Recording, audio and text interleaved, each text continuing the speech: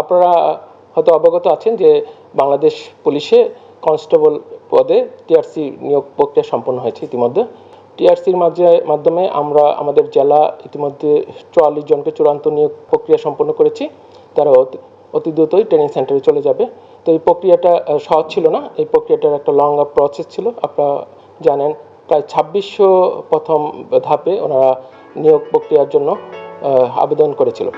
পরবর্তীতে আপনারা এটা আমাদের পুলিশের একটা দ্বিস্তর বিশিষ্ট একটা যাচাই বাছাই প্রক্রিয়া হয়। প্রথম মাঠ পর্যায়ে হয়, ইনডোর টেস্ট হয়, ফিজিক্যাল ইন্ডোরেন্স টেস্ট। ওই প্রক্রিয়াটা 3 দিন ব্যাপী হয়। 3 দিন ব্যাপীতে যারা শারীরিকভাবে যোগ্য হয় তাদের যাচাই বাছাই করা হয়। এই যাচাই বাছাই প্রথম প্রক্রিয়াতে কোনো টাকা পয়সা লাগে না। তারপরে যারা যাচাই পর্যায়ে যোগ্য হয়, এটা আমরা 1600 থেকে প্রায় 629 জন আমরা পেয়েছিলাম যারা রিটেন পরীক্ষার জন্য যোগ্য ছিল। তো রিটেন পরীক্ষায় যারা যোগ্য ছিল তারাই কেবলমাত্র 56 টাকা বিনিময়ে এই অংশগ্রহণ করতে পারছে, অ্যাডমিটটা ডাউনলোড করতেছে, এটাই সরকারি টাকা, আর কিছু লাগেনি।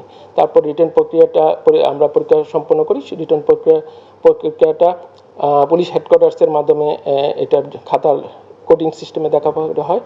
তার সর্বশেষে আমরা এখানে 72 জন যোগ্য প্রার্থী পেয়েছি। এই যোগ্য প্রার্থীগুলোর মাঝে সবাই মেধাবী, অত্যন্ত মেধাবী।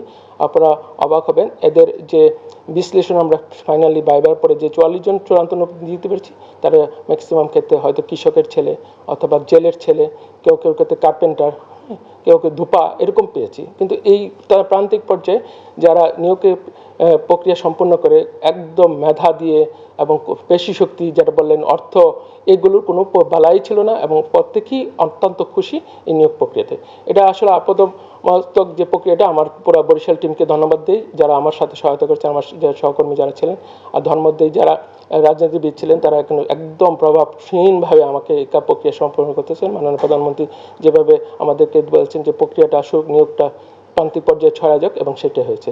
তো এই আপনাদের মাধ্যমে সবাইকে, বরিশাল জেলার যারা আছেন তাদের সবাইকে ধন্যবাদ করছি। অ্যাকচুয়ালি নিয়োগ প্রক্রিয়া যখন দুর্নীতিমুক্ত থাকে তখন কাজ করার কর্মক্ষেত্রটা অনেক সাহসের হয়ে থাকে এবং প্রভাবমুক্ত হয়ে থাকে। যেহেতু আমরা এই নিয়োগ প্রক্রিয়াটা একদম দুর্নীতি এবং একদম যোগ্য ব্যক্তিকে নিয়োগ করতে পেরেছি, আশা করি আমাদের ভবিষ্যৎ যে বাংলাদেশ গঠন হবে, পুলিশ বাহিনী যেখানে কাজ করবে একদম দেশমাতৃকায় দিয়ে নিজেদের উৎসর্গ করেই কাজ করতে পারবে, দুর্নীতিমুক্ত এবং একটা আধুনিক সুন্দর পুলিশ আমরা হয়ে সবাইকে সমাজের সেবা দিতে পারবো, এই আশা ব্যক্ত করি।